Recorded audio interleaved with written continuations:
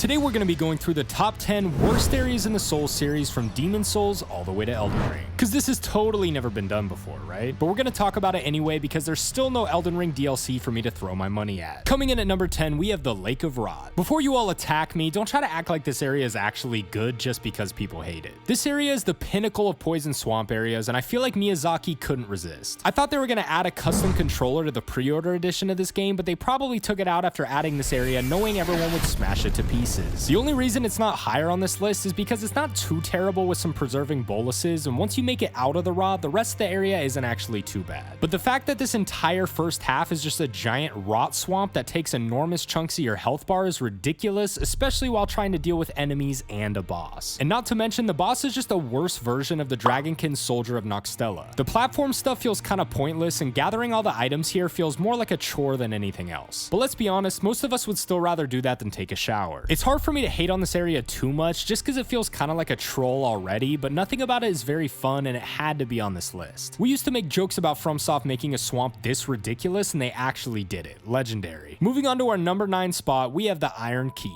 A Dark Souls 2 location on a list of the worst areas? Yeah, try to hide your surprise. I feel like I have to preface all these videos by saying I love Dark Souls 2, but this was the first area that really made me start to understand why people hate it so much. There is absolutely no reason for them to stuff so many enemies here. And even worse, you can't even just run past them to get to the boss because the fog walls in Dark Souls 2 don't give you iframes until the last millisecond, and you'll be dead before you get to that point anyway. And these aren't just simple, easy to take down enemies either, so having 30 of these guys running at you with archers shooting you down the entire time isn't the best thing in the world. The only solution I found for this area is killing every enemy until they despawn. That's about it. You'll probably have to run back to the boss another 15 times anyway due to it being one of the most difficult in the game, and platforming around this area to get all the items is just as painful. The Iron Keep made me realize I might have an anger problem, but I'm still in denial, which is why I make these videos. This area isn't the worst one in the world if you take your time and go slow, but unfortunately social media has given me the wonderful gift of a 5-second attention span, so it didn't quite work out that way. Regardless, this is definitely one of the most frustrating areas in the series, but in terms of being the worst, it comes in at number 9 for me. Before we move on, I wanted to talk about a game I've been loving recently that's also today's sponsor, Naraka Bladepoint. I actually posted some shorts about this game a few months back when it first came out because I thought it had a lot of potential. It's a unique melee-focused battle royale with tons of different weapons and combat abilities. The reason I like this game so much is the counter system, which makes it less dependent on reaction time and more actual skill by predicting their prediction. They also have a crossover with Wolong where you can join in-game events in Naraka to get Wolong-styled cosmetics for free. You'll also be able to claim 2 exclusive outfits inspired by the characters of Naraka in Wolong's future DLC. The game will be free this weekend only from March 15th to March 19th on Steam or Epic.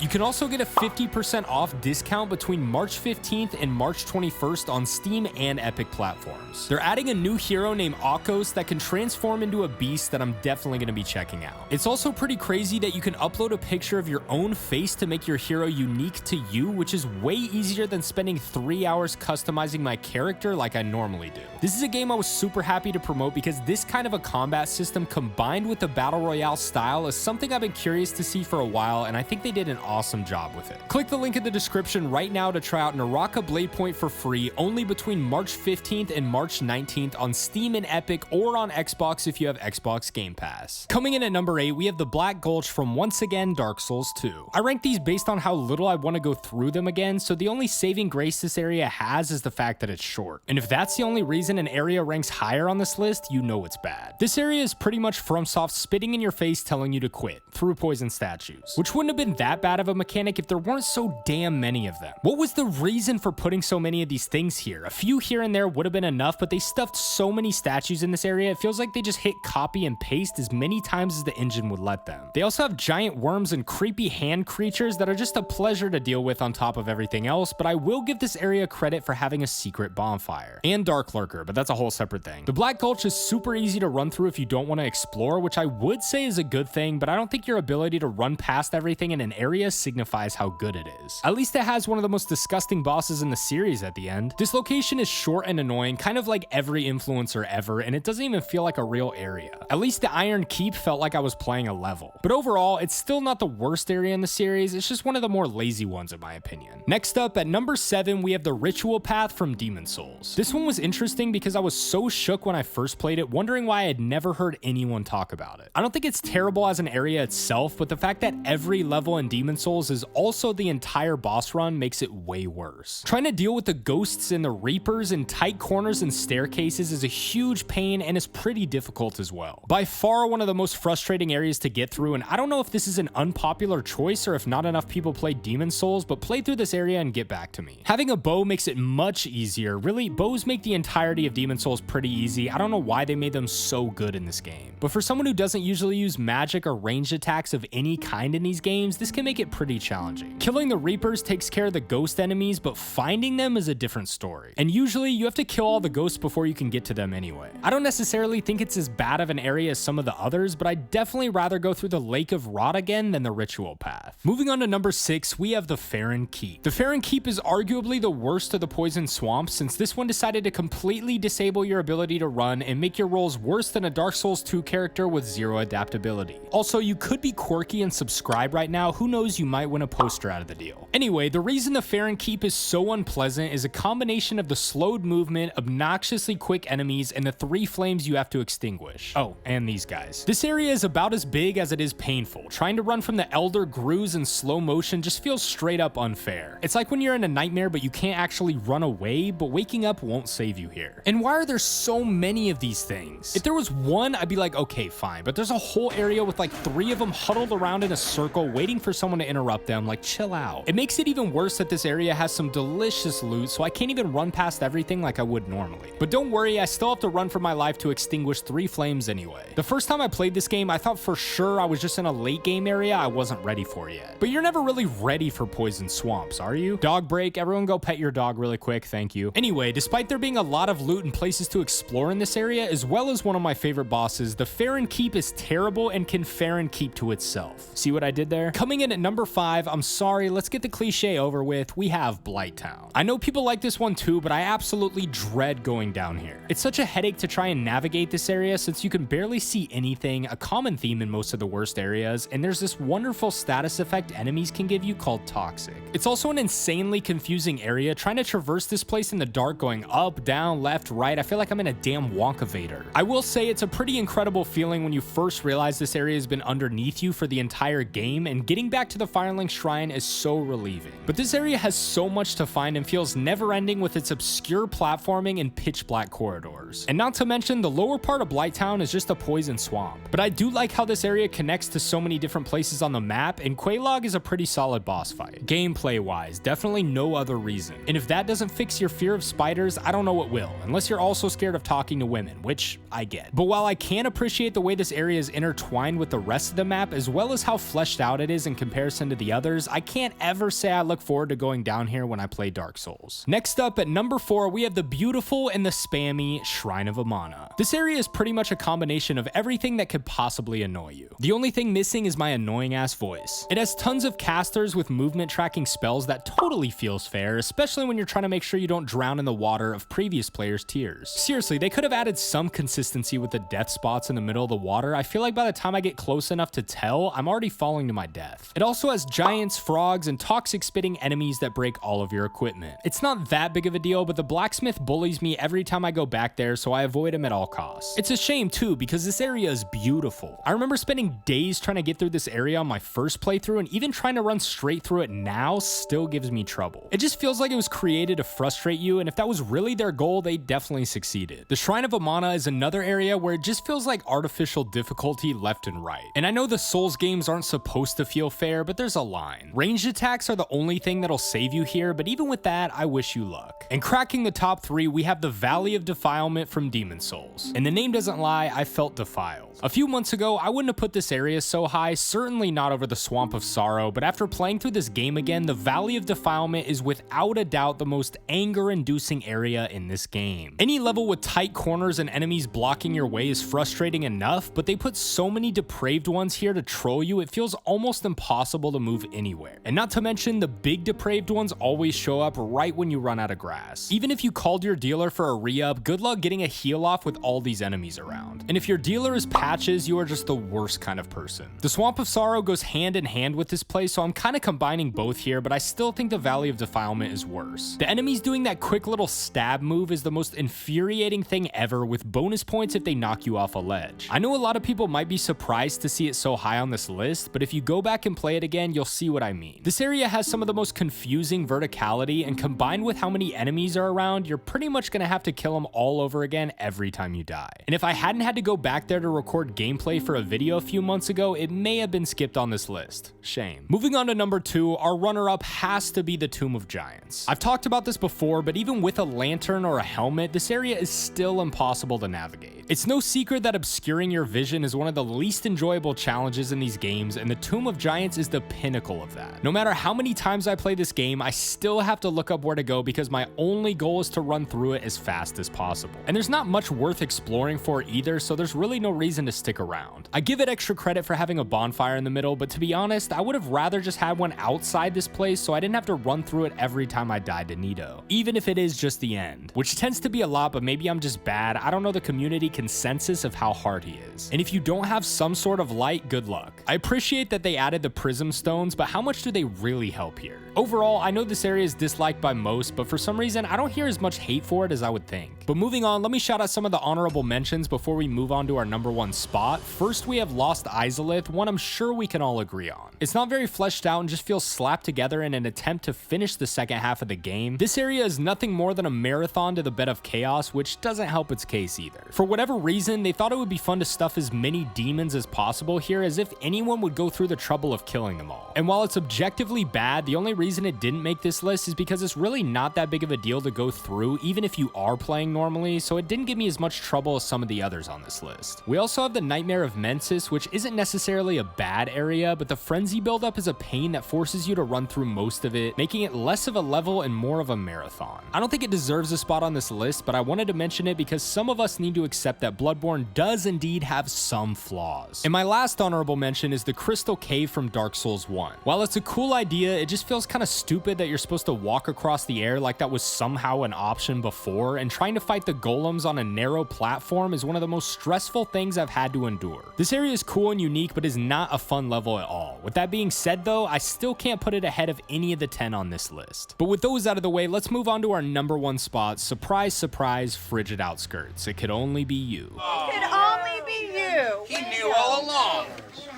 Not only is this the most frustrating area in the series, it's also the worst. Anyone who says otherwise is wrong and has never actually played Dark Souls 2. The snow blocking your field of vision could have been okay if it wasn't a blizzard 99% of the time, giving you a few seconds every 10 minutes to see where you've been walking the whole time. So many little things could have been added here to make this area more bearable. Even just a bonfire halfway through it probably could have saved it. The reason this area is so bad is not because of the snow, not because of the reindeer, but the fact that the entire level is also a boss run. It's like the final exam of Dark Souls 2, testing how much pain you can go through to say you've beaten the game. The reindeer don't help either. If they reduced how many of them spawned here, it may have been a little bit better, but the fact that multiple of them can come at once when they're already difficult enough just feels like a giant middle finger. And all of that for a terrible reskin boss that could have been looked at more fondly if you didn't have to suffer so much to reach them. It probably took me 50 tries just to reach them in my first playthrough, and I was so nervous about having to do the run again that I kept choking during the fight, even though they weren't very hard at all. There are so many things that could have made this area better, but we'll forever have to live with the fact that this is what we got. But at least now we have an area we can all agree is the worst. And since most people still want an outro, I